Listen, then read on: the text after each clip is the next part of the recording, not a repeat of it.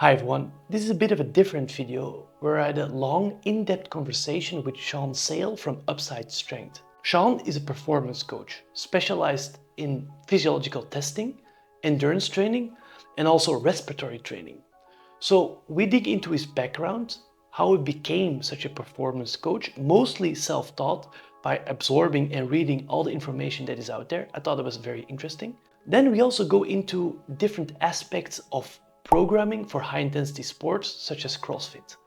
We go into the physiology behind it, how you periodize for such sports, and also how you apply respiratory training more at the end of the video. I hope you like this conversation just as much as I did, but without further ado, let's go straight into it.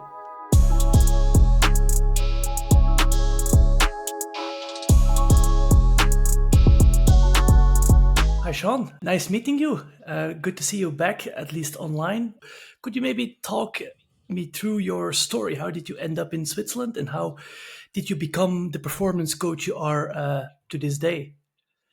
Yeah, thanks, Gomar. Thanks for having me on the show. It's a pleasure to chat with you. I know we run into you at the Yes, at the semifinals in semis. Lyon, and I said we absolutely need to get back on and record a podcast. So I'm glad we could do that today. So for my story, I was born and raised here in Okay. Switzerland. I was born in Geneva.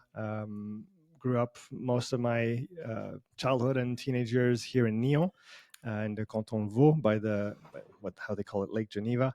I played different sports when I was young. Did a little bit of combat sports, judo, karate, some kung fu. Intermittently, did quite a bit of soccer. I was a goalkeeper in soccer when I was younger, and then my brother had started rugby. I was probably 16 or 17.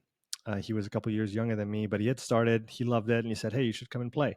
So one day I just went to training. I think I had one practice on a Thursday, and then on the Saturday we went to Vurenloos, Okay. which is Yes. closer to where you are than where I am, for the first little tournament that I had ever played. I had a lot of fun. I think I scored a couple tries. I loved running, and I could run pretty fast, and fell in love with rugby. I played for a few years, went to play with the Swiss junior team. When I was 20 and 21, we went to, I think it was Prague for the European Championships, play with the first team here in Nyon, which is amateur rugby for those that know rugby on a higher level. It's the equivalent of the fifth French Okay. division, pretty much, for the top league here in Switzerland, at least back in the day. After that, I exported myself to Canada after my military service here in Switzerland. That I just that's needed why some that's why some there's some the native accent there. Yeah, exactly. There's a little bit of Canadian sound there. So I just didn't want to be here anymore. I had spent a Okay. year and a half in the army. I loved the experience, but I just needed to see something different. So I went to Australia for 6 months. Then I went to Canada. I actually met my wife there, and I ended up staying, started working. I was doing construction at the time. And then I found a job in residential painting. And in between all that, I'd found CrossFit early on. It must have been more than 10 years ago now. And I did a few classes at CrossFit Vancouver with Emily Beers. She had gone to the games, I believe, 2 or 3 times Yeah. back in the day. And then I had, bought a used barbell, and I had made my own pull-up bar, and I would train at home in the driveway, weightlifting next to the car and all that stuff. Did that for a year and a half. And then I was never interested in competing in CrossFit, but I did want to compete in weightlifting. So I did that for a year and a half, over in Canada on the West Coast, and in BC, did a few regional competitions. And that's when I was just spending all my days. Like I said, I was painting houses, up on the ladders, listening to podcasts, reading books on the way home. I always had Science and Practice of Strength Training by Zatsiorsky and Kramer was always in my bag, and I would just read that on the bus to and from work. And one day, Lynn, my wife, said, "You should start getting paid for all those studies that you're doing on the side."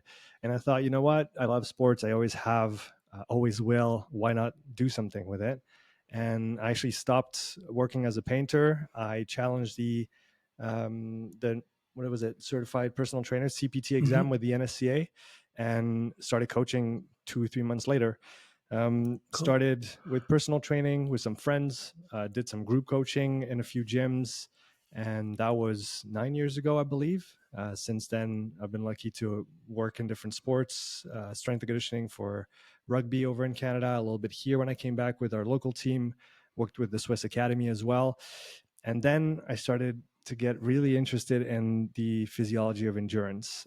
Evan Pycon is someone that's had a lot of influence on me, and as for many coaches, I believe, in the CrossFit space, and started to rediscover energy systems, how we can understand them, and how maybe we hadn't learned them the right way.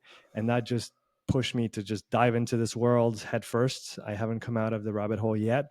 And today I'm lucky to help athletes, mostly in CrossFit, but I'm lucky to touch a broad range of sports people, whether it's in endurance sports, combat sports, strength sports, many different horizons, and coaches as well. I work primarily with a few professional athletes one-to-one. I work with Claudia Gluck, who just qualified for the CrossFit Games. I did work for a little while with Victor Hoffer as well over in France. I have a few sailors that I work with one-to-one, and otherwise I try to help as many people as I can through my content online, my training programs, and try to pass on what I've learned to coaches, strength and conditioning coaches, kines over in France, physios, and personal trainers as well, through, again, my seminars and my online courses. And that's kind of what got me here today. Yes, super cool. So you have a big French community. Obviously, you speak perfectly fluent French. That helps. And I see most of the content related to YouTube is also on the French part. Correct? For now, it Yeah. is, yes. At the beginning of the year, I've made a conscious decision of trying to make more content in English because, again, I want to reach and help as many people as I can. And I know that I can do that in both languages. And now I have more time as well to dedicate to English. So I created an English-only YouTube channel. More recently, an English-only Instagram. And I don't post there as much as I do on the French side yet. But my goal is to grow that over time and try to offer content in both languages. I'll put that in the description of this video so people can have a look there as well, and definitely also have a look at his French channel, which is absolutely very very nice to be honest. So Appreciate it. interesting. So is there something about CrossFit that always attracted you as, let's say, a strength and conditioning performance coach? Because obviously you have seen a lot of different sports, and CrossFit kind of combines all modalities. Is there something to that? I think that was what attracted me initially. I remember finding out about CrossFit. I think it was already in Switzerland. I was still in Switzerland. And I remember, I think I did Annie was probably the first WOD that I did in the weight room of the rugby club where I train. Because it was new, I didn't know what was going on, and I was just trying stuff out. And I want to say it just stuck from that day forward. And even though like I said, I trained in CrossFit for a couple years, but even though after that I went to weightlifting, I did some indoor rowing, I practiced other sports, I always kept a kind of finger on the pulse. I watch the games every year. I follow the season. I try to follow different training ideas around CrossFit, and I think it's such a rich universe because, like you said, there's so many modalities that you have to work together, and I think that sets it apart as a discipline compared to other ones. And it's a very interesting puzzle for strength and conditioning to figure out. So that's probably one or some of the reasons why I got stuck with CrossFit from the early days. Yeah, this is obviously a good point because it's the interesting part I think about CrossFit, and now it's getting more and more into attention, is, let's say, the interference you always have between strength, pure strength like weightlifting, as you said, but also conditioning. And I would say light metcons with light power cleans and light burpees and so on is also, let's say, conditioning.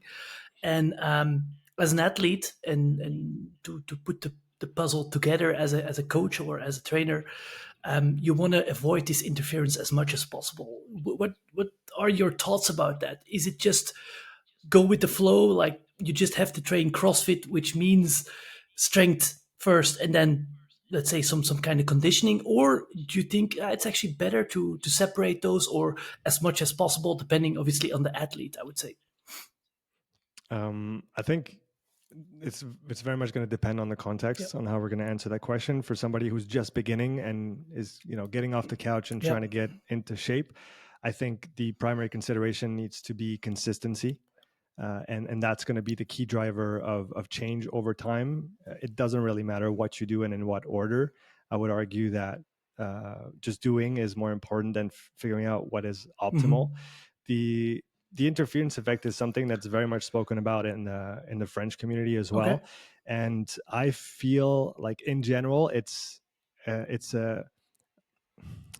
a bit maybe too much attention on that fact, given the reality that yes, we might lose a few percent on the adaptations, one side or the other, where you do strength first or endurance after, or vice versa. But do we have a choice? No, we have to train all those qualities. So yes, we can optimize how we put them together to get the best results. But I think we're spending too much time worrying about the few percent that you're going to lose because you did your cardio after your strength training session. It could be, maybe better spent on other considerations around training. Again, it very much depends on your level. But as a beginner, don't even think about it. Just go and train regularly and build your fitness over time. For somebody at a higher level, we got to think about how we plan training more intelligently. But I don't think the interference is the primary topic of that conversation. Yeah, I mean, I tend to you see this also in let's say the literature related to interference and let's say strength and conditioning. What is interesting, obviously, the literature about that is you have the pure, let's say, cycling and running, and then you would also do pure strength, like whatever back squats and so on. But interference related to CrossFit style, where you kind of combine them within a Metcon, is, yeah, I would say not really there. There's so little known about CrossFit and how all these things work together and how they affect each other. Certainly not in, let's say, more academic circles where I'm at least the last couple of years was more into. So yeah, what we do see is that obviously beginners, it doesn't really matter. There's almost no interference effect. If they would do strength training and then right after whatever, some kind of conditioning like running, they just increase at the same pace. But there seems to be some kind of interference, as you just said, when there is a higher training volume and also when the athlete gets more specialized in one part or the other. So that's why I ask you, like, if you work with high profile athletes, are there some considerations there, or is it also just seeing what's optimal for them and just hammering as much volume as possible for to get those adaptations? No, I think the main consideration for me is definitely planning the training intelligently throughout the week and then over the month and then over the years. That is the primary focus. And that should take precedence on worrying about interferences, because we don't have the luxury of saying, well, I can't do strength and then cardio because I need to have 100% return on the adaptations of each one. So I can't have any interferences.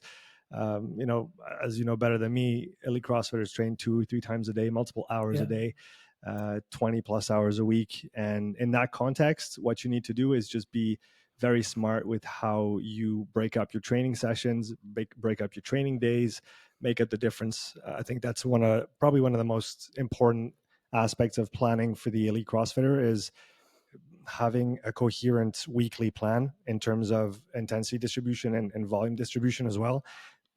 I think if every single day looks exactly the same in terms of volume and intensity, we're going to run into recovery problems pretty quickly.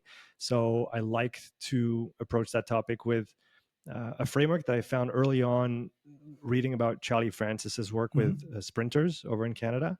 And he talked about the high-low model of training, which essentially just means that you have maybe 2 to 3 days per week where you're going to condense most of the high intensity work. And then on the other days, you don't do nothing, but you definitely favorize recovery. So you can obviously do some technical development, some capacity development, as many things you can do without, pushing the body to its limits. That's going to essentially allow you to be ready for the next hard day of training. Hi there. Just a quick update from my part before we can go on with the conversation.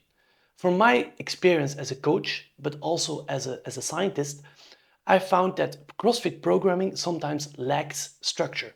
It is very varied and sometimes too random, which leads to performance plateaus where people cannot improve their performance anymore. So we sat down with the team and thought very deeply in designing a full year of CrossFit programming, trying to have structure and periodization within your programming just to prepare you optimally for the CrossFit season, mostly the open as well as the quarterfinals.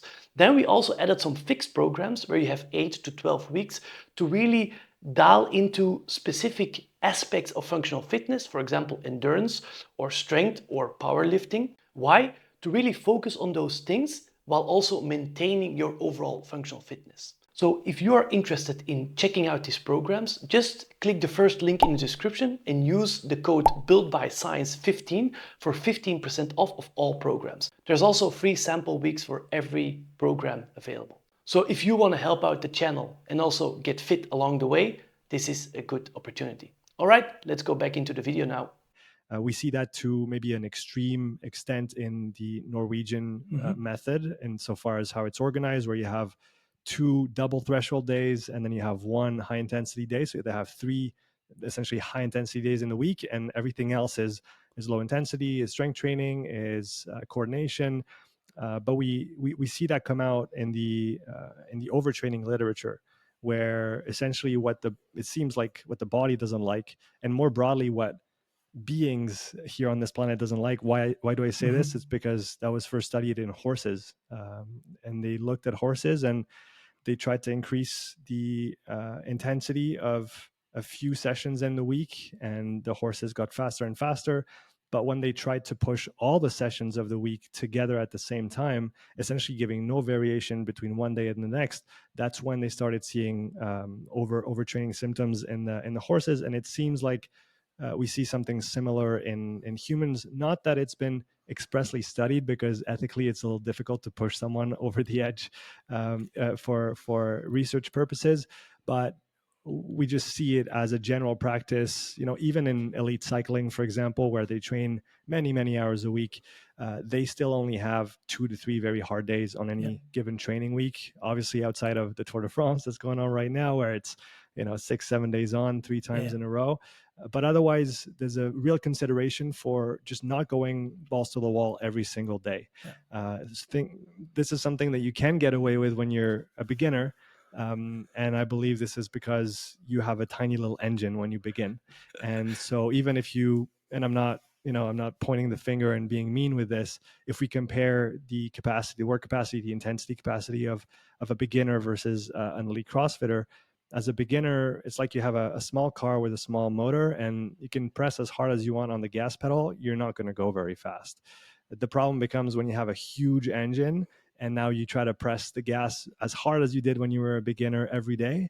And that's at least where I've seen the most issues with intermediate to advanced CrossFit athletes that think that they need to keep training like they did when they were beginners, because this is what got them to where they are today.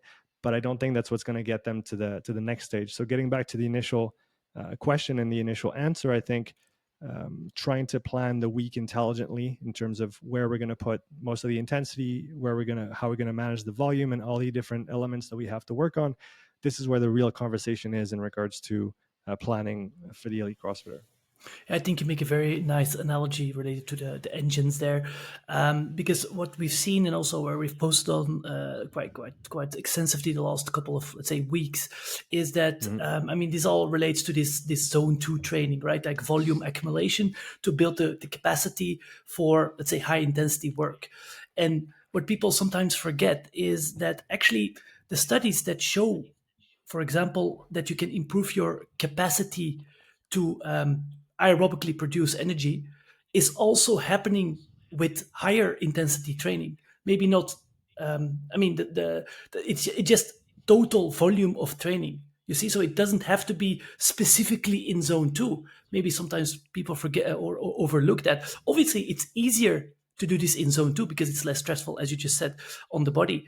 But that's why I think also elite CrossFit athletes, without having any idea about exercise physiology and maybe even training adaptations, can get enormous training capacity by just basically doing, not all the time, but most of the time, high intensity work, maybe structured, as you just say, sometimes a little bit less, sometimes a bit high, so they don't get overtrained, but they don't do that much zone 2 and still get tremendous work capacity, and also but across all the time domains, so if you're, maybe we can touch upon that topic a little bit now. If you're worried about having very low intensity training, it could be a good volume, let's say, accumulator. But in most cases, you can also get there with threshold training or even whatever, something in between training, as if the volume, if the total volume is high enough. That's at least how I see it. Certainly for high intensity sports. I don't know how you look at this topic. I definitely agree with you. I think you can get to a large work capacity using many different paths.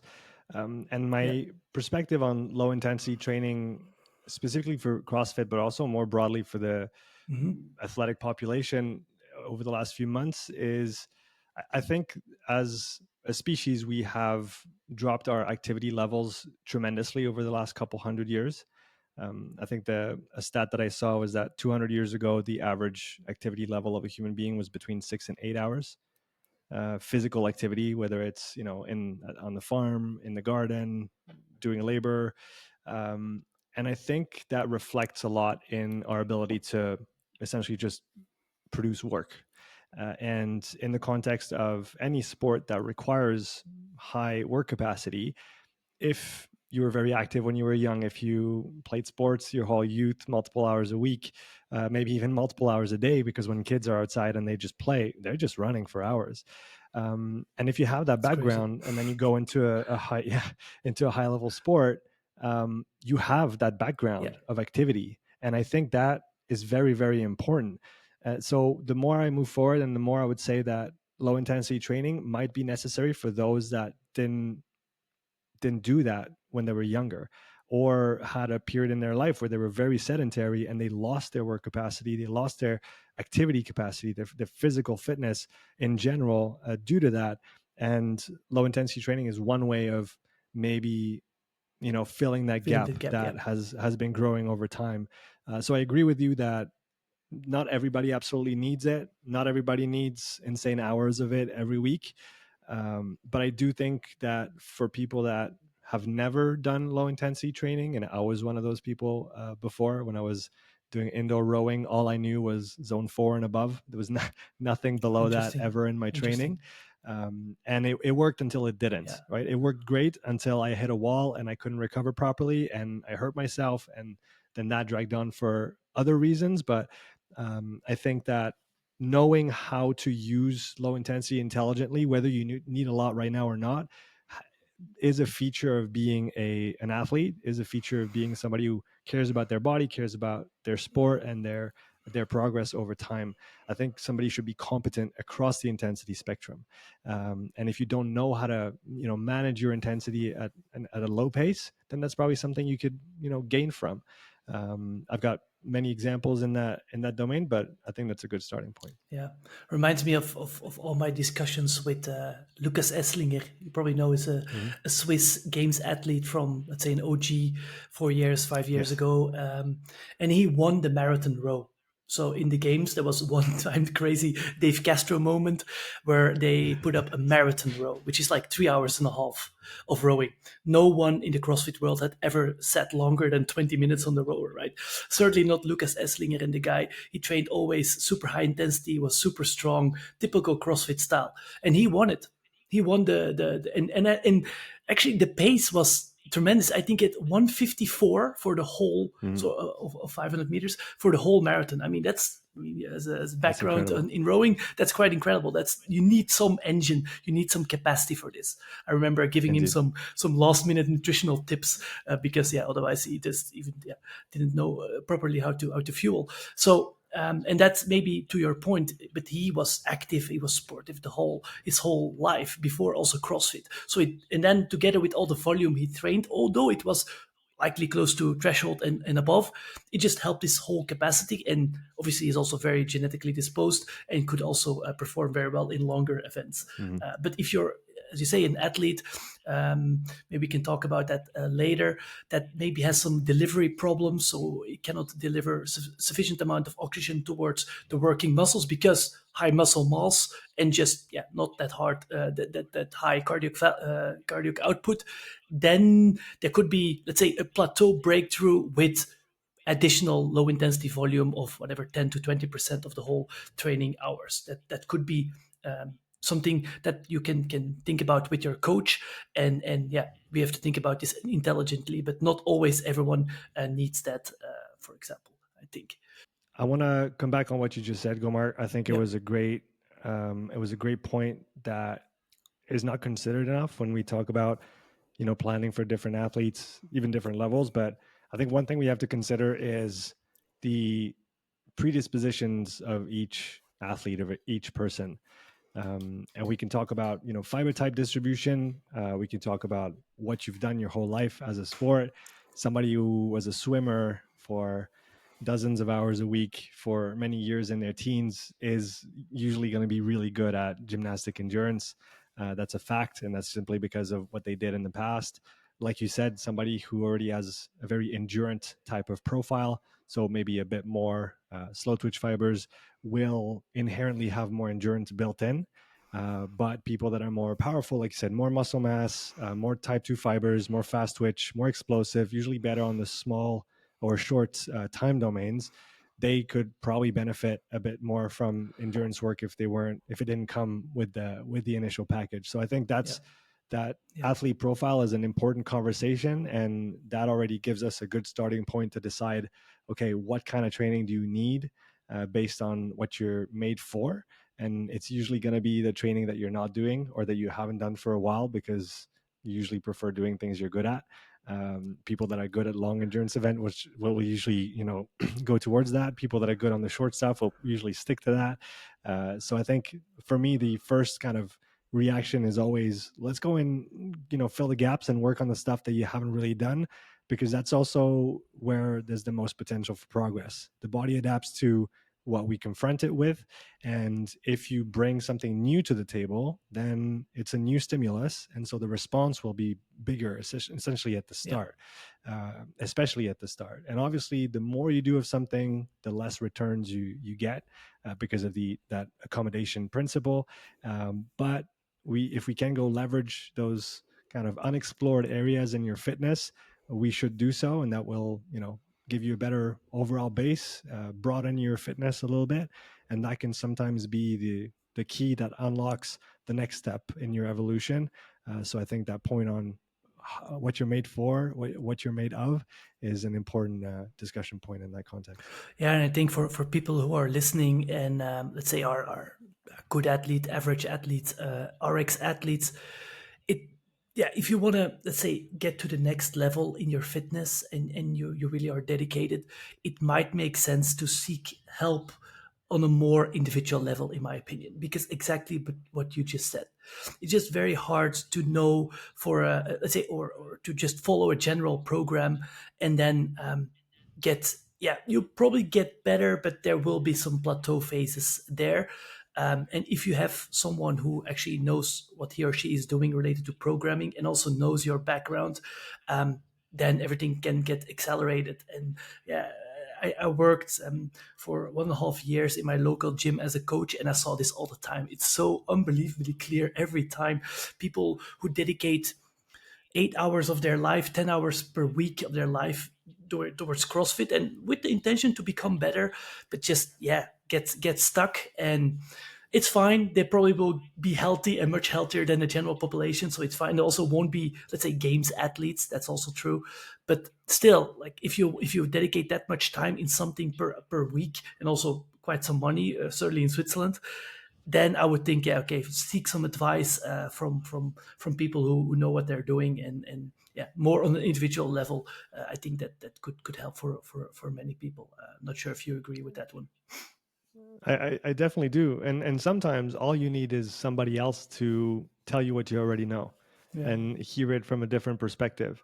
Because usually you know what you're not doing. If you just look at your training broadly and write down, your strengths and your weaknesses on every big group of movements, you look yeah, at your weightlifting, you look at your strength, you look at your gymnastics, you look at your monostructural work, you look at when it's all put together in a wad, on a short duration, on a medium duration, on a long duration, and you just figure out where the bottlenecks are, and just spend a bit more time on those bottlenecks.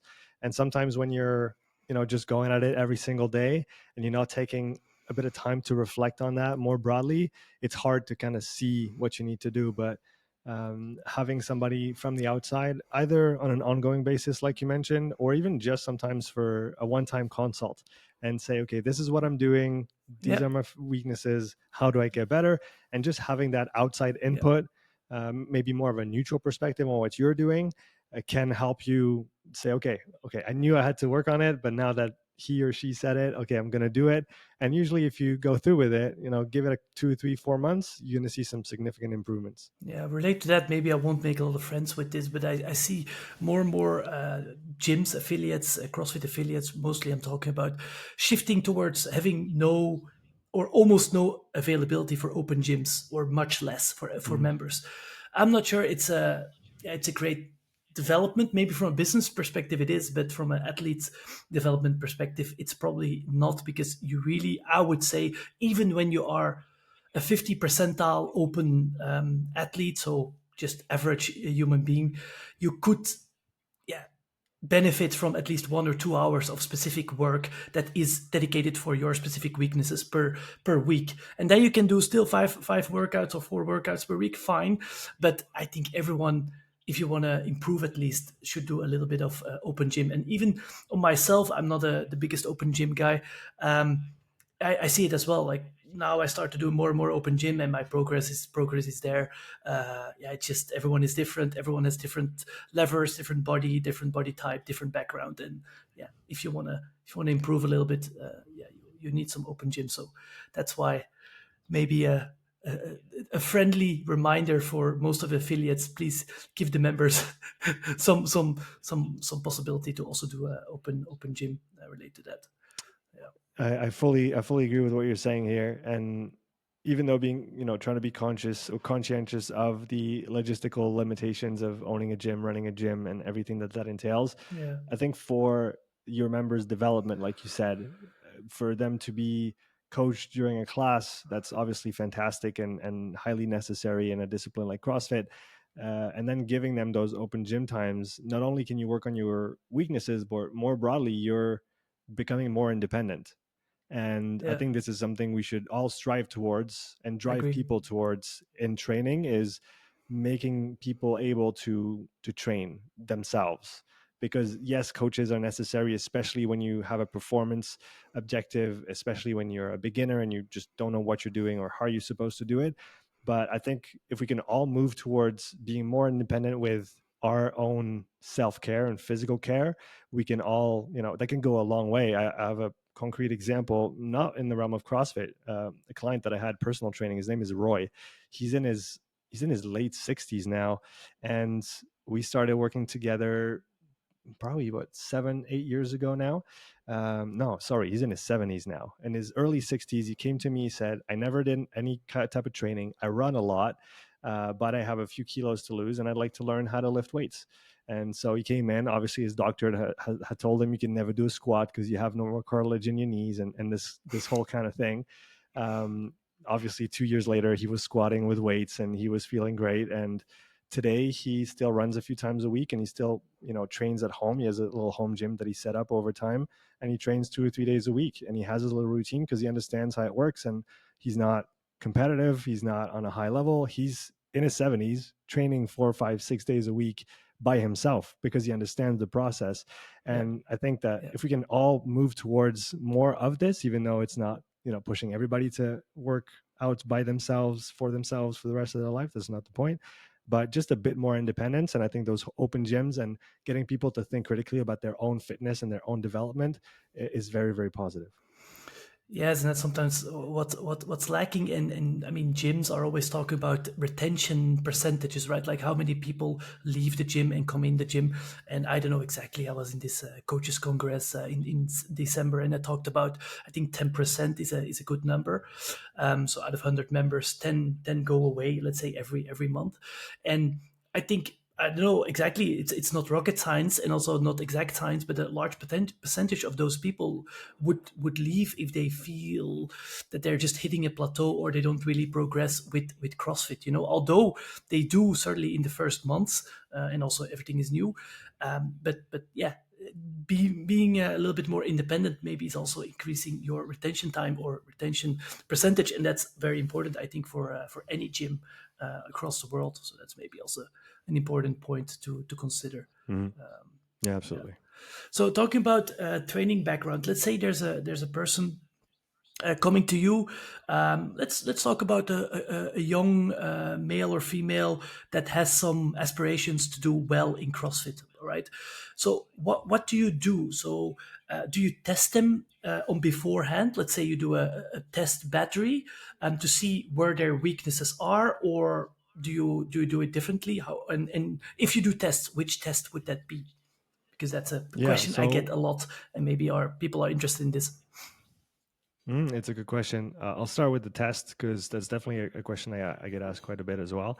When people are interested in learning more about themselves, learning more about their fitness, learning more about what direction they should take next, I think testing is a great option because it just tells you what is currently. You know, where are you at on different fitness parameters.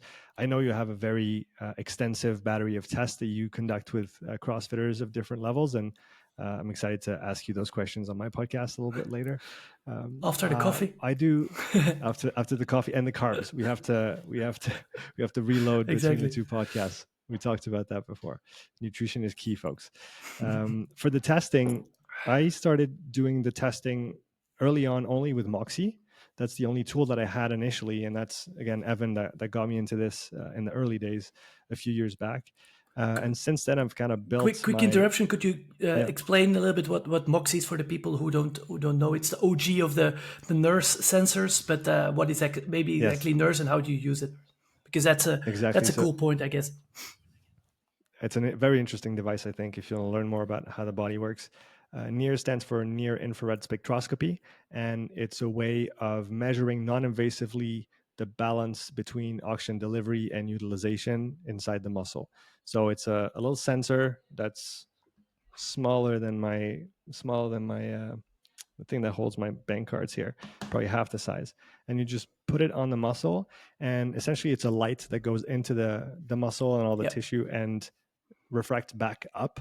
And to make it very simple, there's two molecules that transport oxygen inside the blood and inside the muscle cells, which is the hemoglobin in the blood and the myoglobin inside the muscle cell. And I like to call them the taxi, the cabs, because they transport their passengers. And essentially what that sensor is going to do is look at all the cabs under the sensor and say, out of 100 taxis, how many are full, how many are empty? And that gives you a percentage, an arbitrary percentage on the 0 to 100% scale. And what's interesting is not necessarily the number, but it's how the trend behaves while you're exercising. So usually, and now it becomes a little complicated because there's different profiles depending on penetration depth of the light itself, and I know they've corrected that to some extent with the train red because they can sample at different depths, which I think is very interesting. But essentially, you get different dynamics whether you're at low, medium, or high intensity on a constant effort movement, whether you're cycling, whether you're running.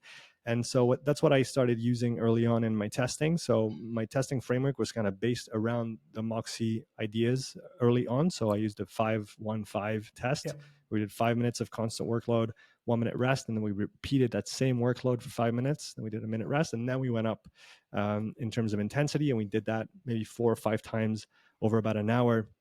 And that would give us a good amount of information to work with. Nowadays, what I use is a protocol that's very similar to that. I've adapted it a little bit. I do 4 minutes on, 1 minute off, and then I go up incrementally from stage to stage. And how much I go up depends on the level of the participant, because what I would like to have is about 10 steps, give or take, over the whole test, so that I can judge their fitness from low to high intensity and try to break up that intensity spectrum and determine for them what is low intensity, what is medium intensity, what is high intensity. Put some values on there, whether it's watts on a bike, kilometers per hour, or minutes per kilometer in running. We have lactate now that I use as well, VO2 and ventilation, so see how they breathe during the whole test. In addition to the Moxie, heart rate as well, RPE at different levels, muscular, respiratory. And then the idea is to combine all this and to look at the global picture, and to know what their current training intensities are going to be for the bike, for the run, for those kind of general fitness development modalities. And then also determine, okay, what do you need to work on next?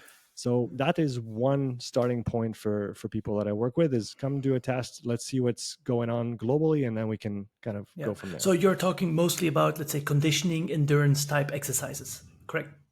Yeah, and that's definitely what I've specialized myself in over the last few years. I don't really deal with the strength side. I don't deal with the gymnastics or the global. I'm starting to move more towards also the global load management in CrossFit as a whole, but that's kind of more overview and oversight of the program. I'm not competent to write a CrossFit program per se, or I can write a strength progression, but that's not what I do. I really focus on the endurance side, like you said. So we do that test, and then usually if it's a competitor, we're just going to look at the results in competition, and those are going to give us a lot of information as to what gaps they need to fill. For example, right now I work with a young athlete. He's with Mjolnir Training, the same program as Claudia Gluck, and he came to see me almost 2 years ago now for a test. I met him at a competition. He had been following my videos. He said, "I'd love to work with you." I think his parents offered him a test for his birthday. He came to see me. We did the test on the bike. I think it's a pretty good present, especially from the parents. It's awesome that they support him like that.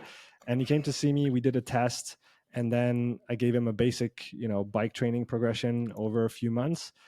He did that. We did a new test, and then that was on the capacity side. After that, he almost went away for a year and just worked on the other aspects of CrossFit that he needed to develop in order to become better, because not everything has to do with endurance and capacity all the time. And more recently, he came back to me a few months ago. He started the respiratory training. Now we're focusing on his erg technique, so rowing and skiing, because this is one of the things that came out of the last competitions, something that he needs to work on. So I would say that I'll usually look at the overall capacity to begin with, because we can all gain in general fitness, and that will then in turn help our CrossFit. And then I look more specifically at what the needs of the athletes are. So whether you need, better technique on the ergs, and I think everybody can become better technically on the ergs. And I'm not saying that everybody's not good at it. I'm saying that we should treat rowing and skiing like we treat weightlifting. Even in the warm-up rooms of the world championships in weightlifting, those guys are being coached with an empty bar by their coach. They're getting pointers. They're being so meticulous with their technique. And I think that if you're not doing that with your rowing and your skiing until you're dead, I think you're missing the boat, because if you can even gain 5%, 10% economy, and you're doing those movements 30 times, 40 times a minute, I think there's really a lot to be gained there. Yeah. So this is kind of how I approach things in general. We look at general capacity on the bike and the run. We look at the specific technique on the row and the ski. And then obviously we can get into specific training and capacity and intensity on those as well. And then the respiratory side as well, for those that need to go there or want to go there if it's useful. A lot to unpack there, but let's start with the first. Let's say you have two different athletes coming to you. One which is your typical high intensity CrossFit power athlete, high muscular, let's say young human being, BMI of 28. So that's one. You do a test with him. And then you also have more an endurance type athlete coming from, let's say, triathlon or tried high rocks and doesn't want to do high rocks and want to do now CrossFit.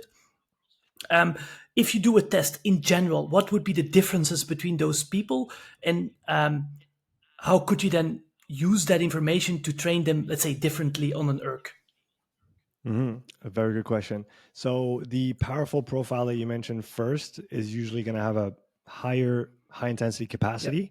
So there's essentially, if we take a bike or running, there's a fixed amount of work that you can do at high intensity, and that's going to very much depend on your profile. Yep. And the more powerful athlete will have, we call it a battery or a reserve, and the powerful athlete will have a bigger battery, in that sense, and the more endurance person will have less. For a sport like CrossFit, you need to have a big, we call it W prime or yes. D prime in the lingo in physiology, for those that are familiar with critical power and critical speed and those concepts.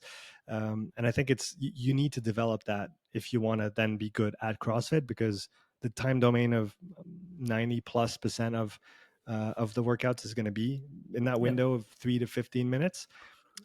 So for somebody who's already powerful, that's usually not going to be the limiting factor for them because they already have that. It's kind of built into the cake.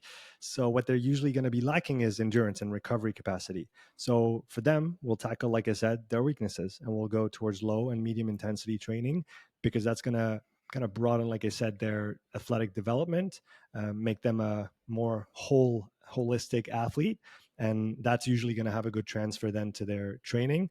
And like I said, it might not have a direct impact on their Fran time, but it means that after Fran, they're going to take 2 minutes to recover instead of 5.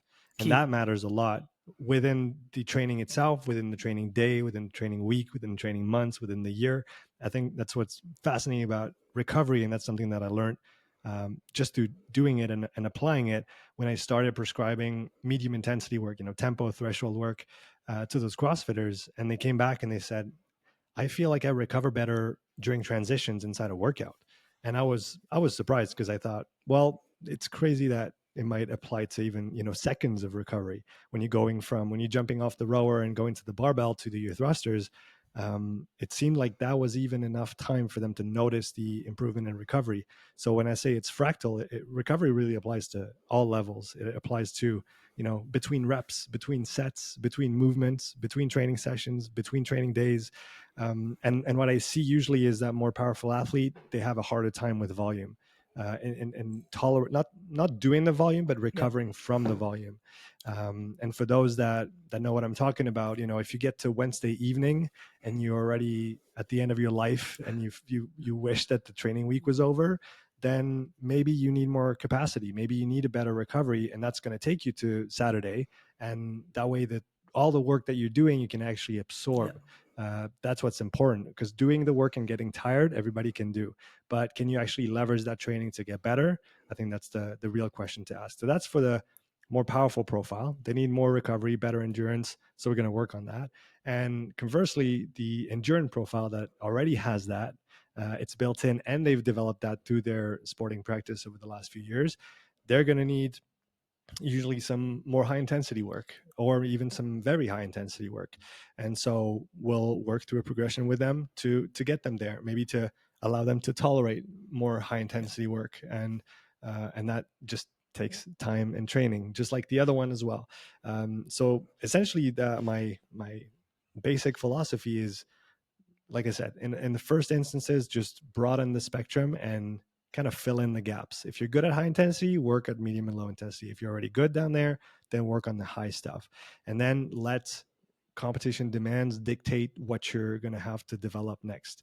Another very simple case study, Claudia last year at semifinals, she finishes above 20th place. She was trying to qualify for the game, so obviously she was very disappointed. And what did we see? Based on the field that she was competing against, she needed more strength and she needed to be better at running. So we kind of shifted all hands on deck towards this. For the summer, she barely did any CrossFit. I think she maybe did one workout a week. Otherwise, most of her energy was towards gaining muscle mass, gaining strength, and getting better at running. And she did that for 3 months. And then she went back to CrossFit, did about 2 months of CrossFit, did third at the Dubai Championships, took a month off, and then we rinsed and repeated. She did about 8 weeks of focused strength work. The running was really a constant throughout the year, 3 sessions a week, very dedicated and structured work with my friend Max, who coaches running here in Lausanne. And second part of the year, like I said, 8 weeks of strength, and then into some specific work, getting ready for quarterfinals, good results there, and then incredible result at the semis, getting 6th in an incredibly stacked field and qualifying for the games. And I want to say all that she had to do, even though it was an insane amount of work, was just focus on the things that she wasn't good at based on her competition. So I think that's, and I think you should ideally take both angles. You should take the angle of what are you good at and what are you not good at? So work on your weaknesses. And then also what are the current needs of competition and where are you relative to others? And you should work on those weaknesses there as well. Obviously, the farther you are from competitions and when you want to perform, the more time you can spend on those weaknesses. And then as you come closer to competition, you want to go back onto your strength and get back into specific work to be fully ready when the time comes to throw down and have some good performances. But that's, I would say, usually the perspective that I take when I start working with somebody. Yeah, if you talk about recovery, and also with NIRS, maybe people who have watched this video can see it. So I did once a workout with Jelle Hoste back in like five months ago, and obviously he's a fellow Belgian. I'm also Belgian, and I met him back in his house. He has a very nice home gym, and I said, "Can we do a workout? I wanna also test a couple of things." And what we did was Macho Man. So Macho Man is 3 power cleans, 2 front squats, and 1 jerk every minute on the minute until you, it's like an exercise test to exhaustion. But in the CrossFit world, I really like that workout because you can see someone's capacity. And he did with 185 pounds, and I did 135. And there you can, and we both strapped on a Train Red NIRS device, and you can beautifully see what you just explained. You see that every 20 seconds time he had for resting, let's say 35 seconds per minute he had it rest, which is typical in CrossFit. You have like these short, insufficient amounts of rest. He fully, like his oxygenation was back to baseline every time. And for me, it was just gradually going down, down, down, down until the last. I did 15 rounds, which is decent actually, but I was just at the end of my at my limit. And that's exactly what we mean with the capacity to deliver oxygen when there is no contraction. So this micro recovery periods are extremely important in CrossFit, because that is when you can pick up the bar again. That takes like this 3 seconds earlier, you can pick up the bar compared to your competitor, and then obviously you can start everything earlier and finish the reps faster. And I think that's something, yeah, you should definitely focus on, and that's where I think also NIRS can help, because you feel obviously super fatigued when, yeah, oxygenation is still going down, or muscle oxygenation, or is at a very low level, and you feel less, just mentally less fatigued when it goes up. It's just how it is, and that you saw it as, with him as well. He was just working on his threshold, always came back, and I was above my threshold and going down, down, down, and obviously he was super fatigued. And this is something, if you are interested in physiology and you want to take it to the next step as a coach, as a trainer, as an athlete, I think then NIRS could really help. And certainly in CrossFit, because it's a completely untapped world. We don't know nearly anything about CrossFit related to oxygenation. Yes, we do, like you, in the endurance world, we know a little bit, not that much, but a little bit, and we can use it, as you say, to see which type of athlete someone is without even looking at the body, just looking at the physiology. But with CrossFit, the constant changes in blood flow when you, for example, walk on your hands and then have to do deadlifts, always a very tough combination. Why is that? Because the blood is pulled in the shoulders and you need it obviously in the glutes. And this you can see then more and more with these newer devices that I think could help coaches. But obviously you need some background and some interest in the whole space related to that. Yeah, I think that's a really interesting comment, and I would even take it one notch farther. I think anything that can help us make the link between what we do in training and our physiology and how it works is interesting. If you want to spend the time a day, learning about those things. NIRS, I think, is one of probably the best educational devices you can get. Yeah, good point. I love doing that. I'm using it in my seminars, and everybody gets to wear it at least once or twice during the day and test it out on different movements to just kind of see and understand concretely what does it mean. We talk about energy systems, we talk about all those things, but what does it actually mean inside the body, and how does it work in real time? And there's not a lot of devices today that can give us that insight. NIRS is definitely one of them. For the longer, more monostructural work, I think lactate is still a great indicator and a great learning tool as well, if you're ready to invest time and effort into using it intelligently. And I really think that's where maybe the Norwegians in triathlon, for example, made a huge difference. And they're known today for how much technology they use and their advanced strategies and whatnot. But one thing that Olav, their coach, told me on the podcast a while ago that has stuck with me now, and that I try to use as a cornerstone of how I operate, is bridging the gap between the physiology and our perception. I think is where the money is. What I mean by that is, and that's what Olav said. He said, we use that technology not just to look at it blindly, but to refine our perception. So if you tell Gustav Eden to set himself up at 290 watts on the bike, he can probably do it within 5 watts without even seeing his power meter, because he knows, based on all the training he has done and all the data he has seen in front of his eyes in real time, he knows exactly what it means and what it represents. And in the race, there's just you and the work. There's no indicator, or very few indicators, that you have about what's going on inside your body or other things that you can rely upon to make decisions. And so maybe that's another point that's interesting, is we don't pay enough attention, in my opinion, to how we feel in training and to what the training is just telling us as we're doing it. And technology can be a really good lever for people to get buy-in, because they like the objective, they like the scientific stuff. So look at the data, but definitely draw relationships between what you read in the data and what you feel during training, so that your next training session can be even better, because you understand how you function, you know how to listen to your body, and you know how to adjust your pace, how to adjust your intensity, how do you adjust your rest times based on what you've learned. Relate to that. So what I found interesting, so we sometimes also, I mean, back in the day, we, wod-science, the whole page, it's basically just started out of philanthropy, just because we wanted to provide evidence-based information to the people. I still worked, not anymore, but I still worked 100% as a researcher, so didn't have time to build out the brand. And we did sometimes program a little bit of CrossFit, and also more conditioning pieces for broader, let's say, athletes and broader public. And what I found, what I want to say, damn it, I forgot my point. So we did this very simply, literally via Google spreadsheets. Why? Because that was the only way for me, it's really stupid, but it's the only way for me to actually monitor the training load that I provided to the athletes. Right? So we work with a certain way to understand, based on the time that the person is actually training, for example, 10 minutes or 30 minutes, and also how they feel.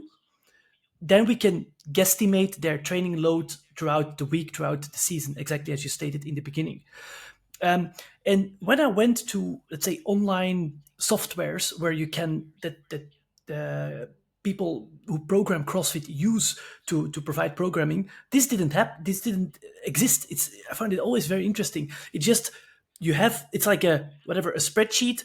You fill out your program, and then the person can read it on their phone, but that's it. There's no data accumulation there, or data storage, and so on.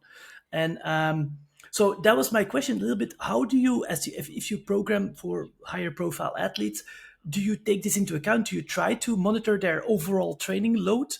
Because I think it's quite important, but not so easy to do with the, let's say, the softwares that's around now. I'm laughing, Gomar, only because we're the same person and we think the exact same way. I use a spreadsheet, and I use Foster load, which is what you said, which is time, and RPE for the session. And that's what we do with Claudia. We've done that for over a year now. So we have all her training load data since, I think since semis last year. And that's something that's, I think, very useful when you get to a higher level, not necessarily to, plan week to week, but to analyze your training after a few months, and to maybe draw some lessons on what you can do better. For example, what we learned with Claudia is that at the beginning of 2024, she had about 8 weeks uninterrupted work, again, mostly focused on strength work, but she also had 2 or 3 training camps in there that she did. And right after the 3rd training camp, she got sick for about 10 days. And upper respiratory infection type stuff, pretty basic sign of a little bit of overtraining, or going towards. I don't want to use overtraining overreaching too easily here. Overreaching, thank you. So just a little bit of overreaching there, just signs that the body is tired and that it needs to recover. And if you don't give it the recovery, it's going to take it. And this is usually what sickness means. Just chill out for a minute. And so what we saw there is that, hey, you know what, that training block on its own probably would have been fine, because it was mostly strength, not a lot of cardiovascular intensity.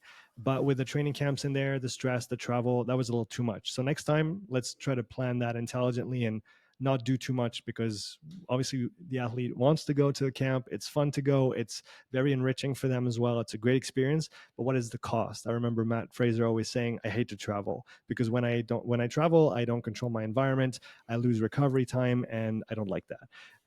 So I think we have to find a balance in between those two extremes of saying yes to every opportunity and traveling a lot and doing all those things that take us out of our routine and of something we can control, and the opposite of never going anywhere. But back to your point, that's how I monitor training load is. And then I try to break it up into different categories as well. So is it pure CrossFit? Is it weightlifting? Is it strength? Is it monostructural? We do the same. So we have different categories, and then you can look at every week and you can say, okay, how was the spread of intensity? How much total load was on those different modalities? So this is today how I use load monitoring. I think it's probably the easiest way to do it.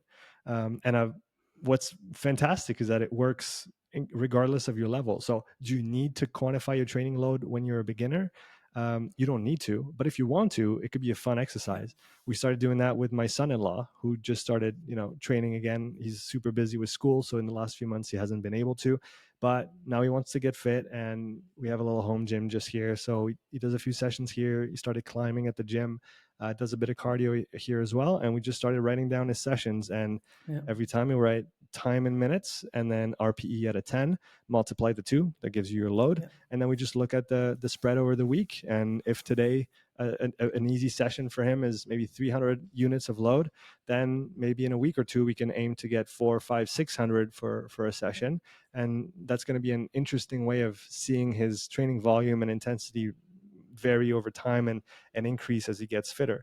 I think it's a great monitoring tool. It's free. Everybody can do it. Like I said, minutes multiplied by how hard your session was. And I think it's a very, very useful thing to add to especially for those that like training and that train a lot and have a hard time taking days off and weeks off. It could be a great indicator of looking back and saying, maybe I did a little too much here, so next time I need to plan that a little bit differently. It's interesting that you say that. So we actually, maybe also for interest for you later on, we are now collaborating with such a software, online software. It's called Strivey. It's a French guys. And we actually exactly explained them, like, guys, this is nice what you have, but it's nothing. Like you have just like you can just put on the programs, and they are now working on actually implementing exactly what you say, the RPE times the time per session, and then also spreading it out over the months and years, so coaches can see, and also athletes can provide their RPE. This is not for next month, but I hope at the end of 2024 we actually have this in the platform. Nice. And that's pretty cool. And we actually actively developing this stuff with them, because they have not that much knowledge about training physiology and training load, but I think it's very important. And they have the UX design, obviously, which we don't know much about, so that could be a win-win. And that's why we're also using them now to structure our programs a little bit, because it is a bit easier, obviously, for the user to have such a software and also your phone just to check it. So that's just I agree, and I definitely think that in the coming years, this topic of training load and essentially just periodization and planification is going to be a lot more. Is going to take up a lot more space, and rightly so. I think it's undervalued right 100%. Now. I think too many people focus on the training day, the training week, the training session. Oh, what's the best session for this? What's the best session for this? What's the most fun workout? That as well. We don't think enough. We think in days and weeks, and more. The higher level you get, the more you should drift towards thinking in months and years. And that shift hasn't happened yet. At least I haven't seen it. It's starting, but it's very slow. And I think people are going to soon realize that you can't just focus on the micro. You have to start looking at the macro, because again, the higher level you get to, the more time those adaptations are going to take. And so the longer time horizons you need to use if you want to plan intelligently and effectively. So I like that topic of conversation. And I think for those who want to get better, starting to monitor your training load is probably one of the best things you could do for yourself. And also even for affiliates, people, probably some affiliate owners will listen to this podcast and think about, I mean, I've been doing CrossFit literally forever, and I've never had any like structure or training load in my affiliate programming that throughout the years I followed. I found this always interesting. There was sometimes a little bit of structure with a back squat cycle or something like this, but I think if you want to excel or be something else than all the other affiliates, your training and your programming is so incredibly important. And if you can actually monitor your training load and adapt it towards which people need it the most, for example, your advanced athletes, you give them more advanced training and also better training loads. I think this could be something where you can be standing out compared to other affiliates, which I think is for most people important, right, in these competitive environments. So that's hopefully it's more and more on the agenda. And if you want to, yeah, as a trainer, as a coach, be better than just randomly picking cool workouts that you found online. Understanding training load, understanding periodization, also within an extremely random sport as CrossFit, because that's the thing. In every other sport you have this, but in CrossFit it's underappreciated, and because it's so new, that's also maybe a point. Yeah, people just get better. It's such a new thing that the body adapts to it no matter what. But now, after 15 years of sport, you see that people were getting towards a plateau. You see it also in the results, right? The 1 RM snatch is not creeping up towards 400 pounds. It's still at 310 pounds for the most males. But if you want to, get to the next level as a sport and break those barriers, I think there is the key in your training load and your structuring and your recovery periods. Yeah, I agree. And to finish on that, maybe I think that a lot of people are not using this because they think that RPE, which is a subjective measure of difficulty or intensity, they think that it's not a valid metric. Over the last couple months, I've spent dozens of hours digging into whatever literature I could find, dozens of papers on RPE and how it's used for an interval on the bike, for a back squat set, to monitor load, like you say, on the more global scale. Yep. And what I've come out with is that it's one of the most robust metrics that we have access to today. And even though it's subjective, what I like to say is that your perception is your reality. What your brain perceives as what you're going through is going to be the reality that you're living in. And yes, a lot of people are now desensitized to their body in this digital age and don't know how to listen to the signals that their body sends to them constantly. But you can learn it by just using it. And the more you use it, the better you'll become at it, the more precise you'll become with it, and the better tool it becomes. So it's just a matter of using it and trusting the process and doing it over and over again. Obviously, if we can have coaches educate athletes and practitioners on how to use it and how to apply it, it's even better. That's probably another evolution that we should see in the coming years, because yes, the tech is cool and I love the tech and I love the physiology and I love to measure things. But honestly, today, there's nothing that I like more than a good old RPE, because you can gain so much information from it. You can do so much with it. You can even, split it up. For example, yesterday, Diego went to the gym, the climbing gym. He hadn't been in a long time. So for his arms, it was a 7, 8 out of 10. But globally, it was only a 4 because it wasn't a hard session. It's just that strength-wise and muscularly, he was limited. So that's how it was going to be. And I use the same in my tests. We look at the leg dissociated from the breathing. And those are things that you can use to judge, each session that you do and get a better idea of what you're putting your body through, even if you don't have expensive tools like NIRS, like lactate, even heart rate. I think RPE is king, in my opinion.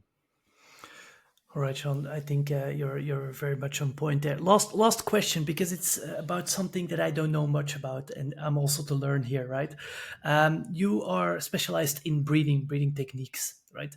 And my super naive view from back in the physiology classes, whatever, 15 years ago, was breathing doesn't really limit your performance. Why? Because all the hemoglobin, red blood cells, where you just talked about, are always 98% saturated during super intense exercise. And this always seemed to make sense for me. This means in healthy conditions, a person is perfectly capable of having a sufficient amount of breathing frequency and hence saturate their hemoglobin with oxygen. So that could never really be the limiter. It would rather be the amount of hemoglobin and also your cardiac output. What's your comment on this, and how do you see this? As I said, I don't know much about, but that's just my naive view. I fully agree with what you said, and that's clear in the literature. And that is that ventilation is not a limiting factor to endurance performance. And just like you said, the amount of air that you can move in and out of your lungs, and as such, the amount of oxygen that you can transfer into your blood and then transport to your muscles, your working muscles, and others, is almost never going to be a limiting factor. If you have some kind of respiratory dysfunction or disease, that can have an impact. If you're at high altitude, that's going to be a limiting factor. If you are in certain edge cases, high level athletes, but that's more These related to how big their massive cardiac athletes also output, have this, right? Yeah. massive hearts, and their cardiac output is so big that the transit time of the red blood cells inside the pulmonary capillaries is so short, because the blood's moving so fast that essentially the taxi is driving too fast and the passenger can't get in. That's essentially but that's a very limited set of high level endurance athletes. So it's absolutely correct to say that ventilation is not a limiting factor in normal condition in a healthy subject in endurance performance. The stat that we didn't learn in the physiology books is that in a high intensity effort, our respiratory muscles, so diaphragm, intercostals, and any other accessory muscles, for example, the abdominal wall or others, can use up to 15 to 20% of the oxygen that's consumed. So a fifth or a sixth of our oxygen consumption is dedicated directly to our respiratory apparatus.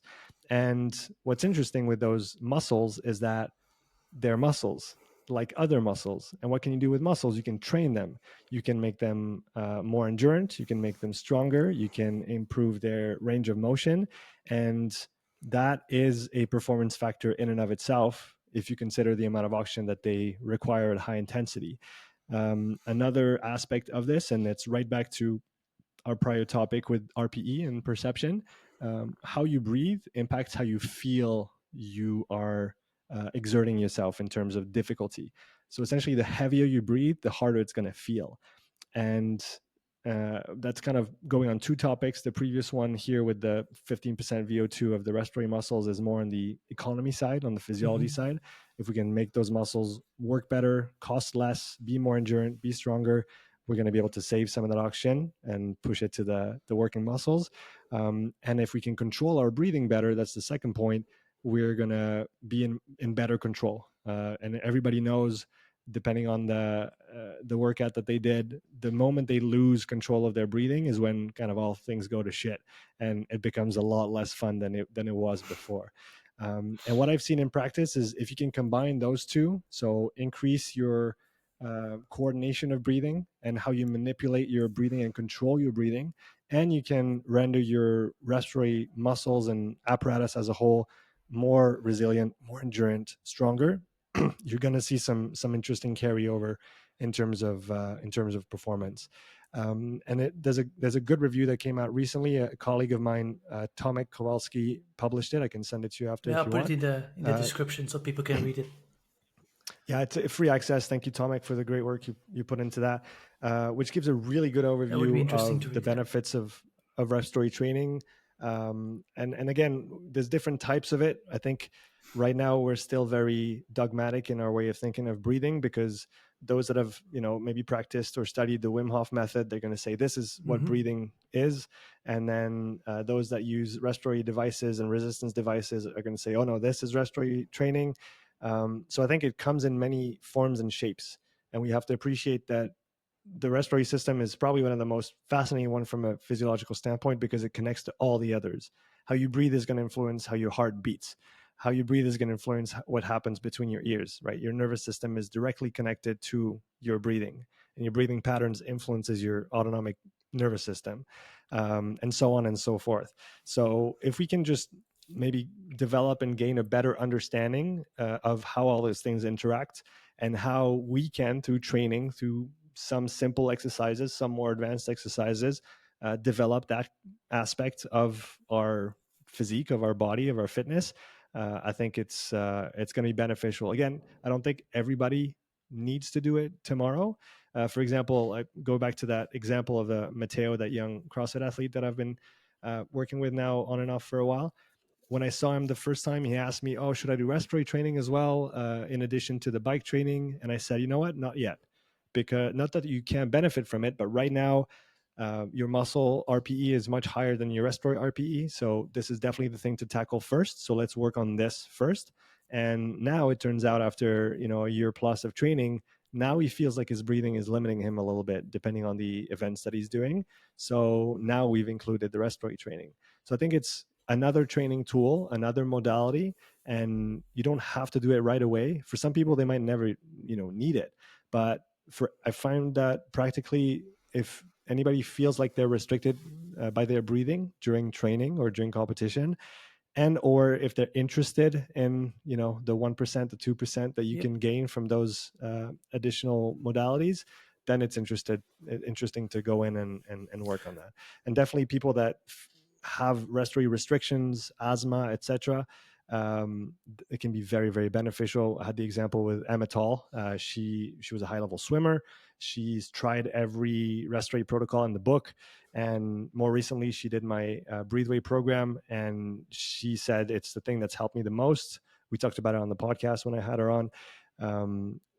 But I don't think there's only one way of doing it. There's many ways of getting to that, but it's just having an open mind and saying, okay, I don't know anything about breathing. I can't control my breathing. If I learn from that and I try to get better in that field, it's gonna help me. And in general, I've found that that's the case. Yeah, and especially, again, we're talking about this a lot in CrossFit. This is specifically important and interesting because you are working a lot of times above those second ventilatory thresholds. So you are actually breathing exponentially harder than, for example, when you do a long session, because you're hitting that threshold where there's excessive H plus ions that have to be buffered, and the CO2 has to go somewhere, and that's by excessive breathing. And that is obviously if you can gain 1, 2, 3, 4% on efficiency there in the breathing muscles, this makes complete sense. And just my last questions before I let you go is, so how do you do that? So could you be a little bit more specific? So you have a specific device where you have to breathe in with certain resistance, or how does it work? Yeah, it's a good question. So I think for me, there's 2-3 stages to develop that respiratory competency and fitness.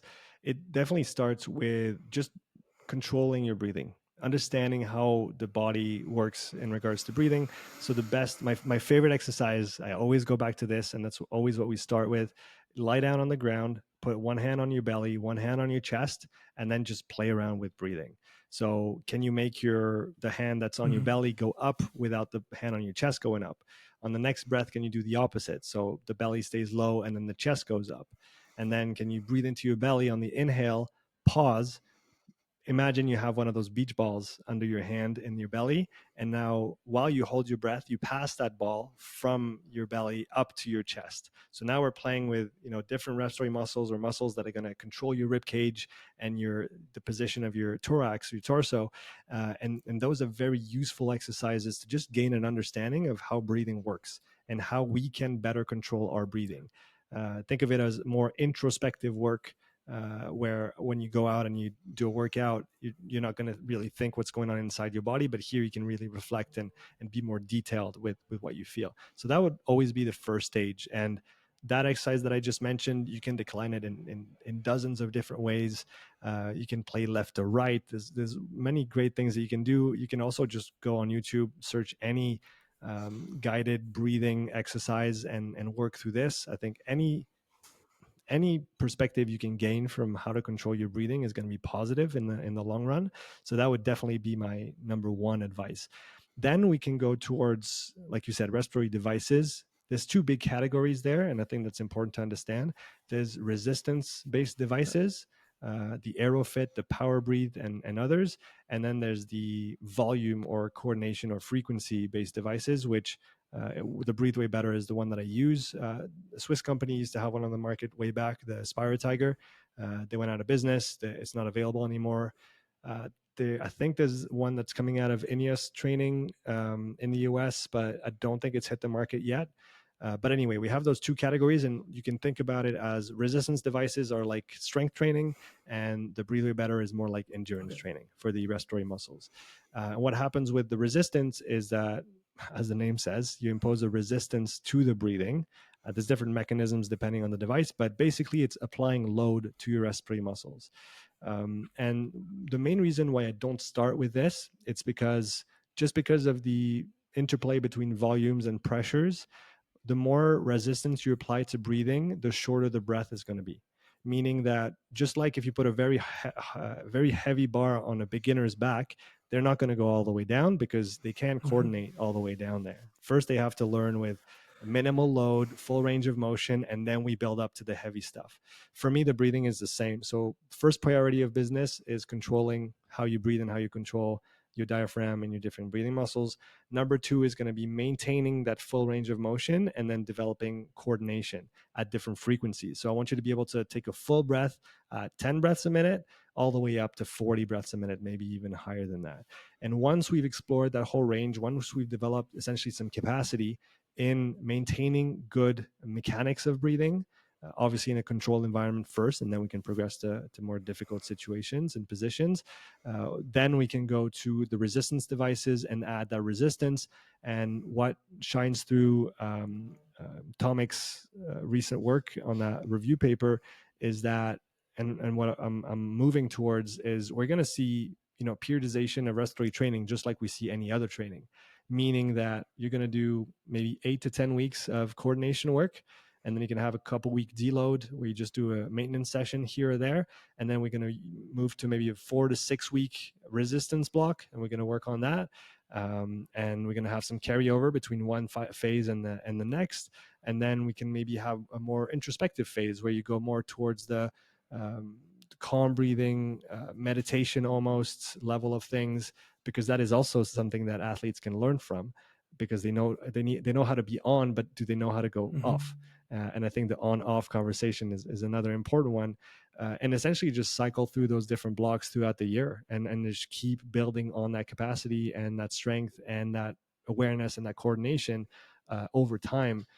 And maybe it won't have is it going to get your Fran time down?